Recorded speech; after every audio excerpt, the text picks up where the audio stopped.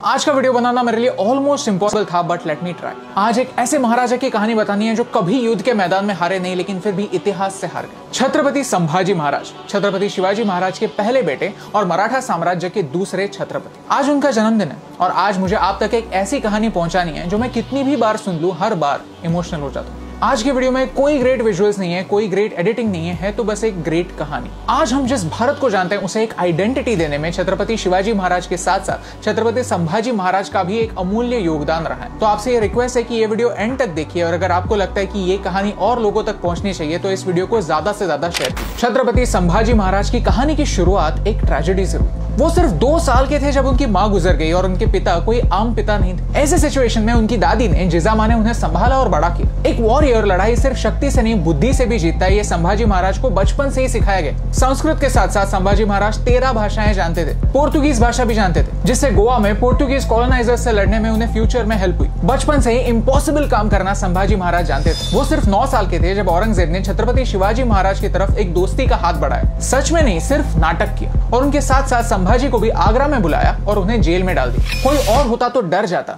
अपनी जान को अपने पिता के सपने से ऊपर समझता, लेकिन छत्रपति संभाजी अलग थे। गिव अप करना कभी जानते ही नहीं थे और जिनके इरादे पत्थर से भी मजबूत होते, उन्हें कैद रखने की दीवारें कभी बनी नहीं। और एक 9 साल का बच्चा और उसके पिता औरंगजेब के लाखों सैनिकों के नाक के नीचे से बाहर निकले। वो सिर्फ 10 साल के थे जब वो आमेर के महाराजा के पास ये सीखने के लिए गए कि शासन कैसे करते हैं। 10 साल की उम्र में ही उन्होंने दूसरे राजाओं को जोड़ना शुरू कर दिया था। वो सिर्फ 19 साल के थे जब रायगढ़ में इकोनॉमिक और एडमिनिस्ट्रेटिव डिसीजंस लेने लगे। वो सिर्फ 23 साल के थे जब छत्रपति शिवाजी महाराज गुजर गए। अक्सर हम सुनते हैं कि एक महान राजा गुजर जाने के बाद उनका राज्य भी बिखर जाता है, लेकिन संभाजी राजे ने ये होने नहीं दिया। डिसीजंस को इमोशनली नहीं, रैशनली लेने का फैसला किया। स्वराज्य के लिए फॉरेन रूलर्स का जाना भी जरूरी है और एक इंडिपेंडेंट इकोनॉमिक सिस्टम का आना भी जरूरी है, ये संभाजी महाराज जानते थे। महाराष्ट्र के औरंगाबाद में औरंगजेब का एक फोर्ट हुआ करता था, जहां का खजाना पूरे मराठा साम्राज्य को सस्टेन करने के लिए काफी था। इसी आइडिया के साथ एक 23 साल के युवा ने मुगल बादशाह को हराया। एक बार नहीं, बार बार,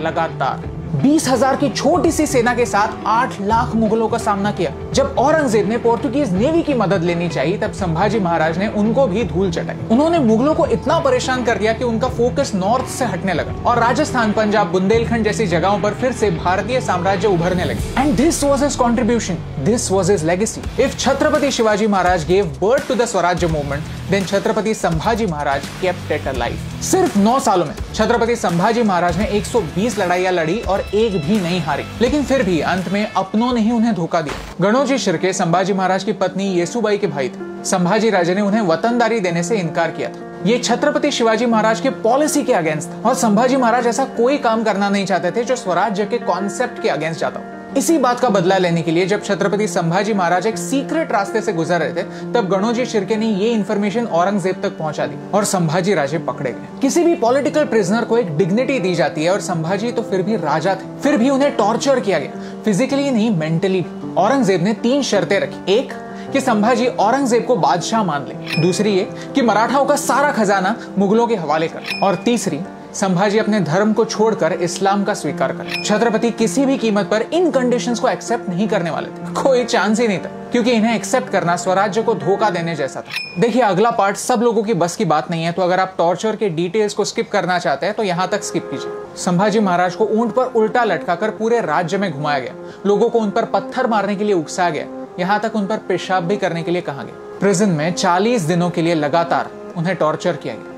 एक एक करके उनके नाखून निकाले गए, उनके आंखों में मिर्ची डाली गई, औजारों के जरिए उनकी स्किन निकाली गई। लोहे की सलियां देखिए, ऐसे सलियों को गर्म करके लाल किया गया और उनकी आंखों में घुसाकर उन्हें अंधा कर दिया गया। हर रोज पूछा गया कि क्या शर्तें मंजूर हैं, लेकिन हमारी छत्रपति का जवाब हमेशा सेम था, नहीं।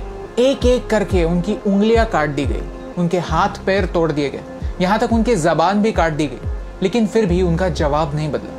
औरंगजेब ने उनके शरीर को तो तोड़ दिया था, लेकिन वो उनके जज्बे को तोड़ नहीं पाया। आखिर में उन्हें हिंदू रिचुअल्स के अनुसार अंतिम संस्कार तक नहीं दिया गया। उनके शरीर के टुकड़े कर करके उन्हें नदी में फेंका।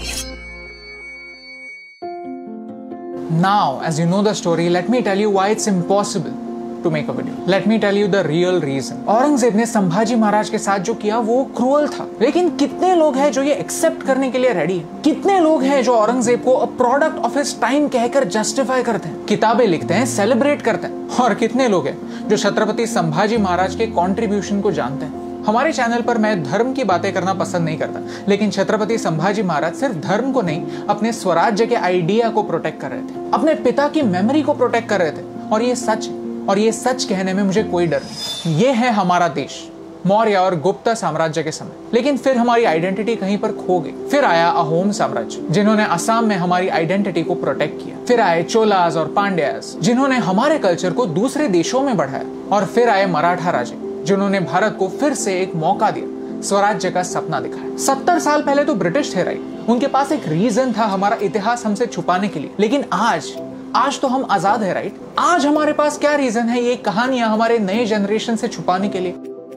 छत्रपति संभाजी महाराज एक प्रिजन में थे जब उन्हें वीर गति प्राप्त हुई, लेकिन फिर भी आज हम उन्हें फ्री कर सकते हैं, उनकी कहानी लोगों तक पहुंचा सकते हैं, उन्हें जिंदा रख सकते हैं। इस वीडियो के शुरुआत में मैंने एक झूठ बोला था कि छत्रपति संभाजी महाराज इतिहास से हार गए। ये सच नहीं, क्योंकि भले ही हिस्ट्री बुक्स उन्हें भूल गए हो, हमारी हिस्ट्री टीचर उन्हें भूली नहीं थी। जैसे जिजामा ने शिवाजी और संभाजी को बचपन में रामायण और महाभारत की कहानियां सुनाई थी, हमारी हिस्ट्री टीचर ने हमें उनकी कहानियां सुनाई थी, उन्हें जिंदा रखा कहानियों के थ्रू। अब मेरा आपसे एक सवाल है कि कब तक हम उनकी ब्रेवरी को छुपाने के बहाने ढूंढते रहेंगे? कब तक हम उनके सच को एक प्रिजन में दबा कर रखें? कब तक हम भारत के राजाओं के कंट्रीब्यूशन को अनदेखा करते रहेंगे? ऐसी कई कहानियां हैं जो मुझे आप तक पहुंचानी है। हमें हमारे इस मिशन में हेल्प कीजिए, क्योंकि छत्रपति संभाजी महाराज के सैक्रिफाइस को याद रखना स्वराज्य की वैल्यू को याद रखने जैसा, और ये सिंपल सी बात आप तक पहुंचाने से मुझे फर्क पड़ता है।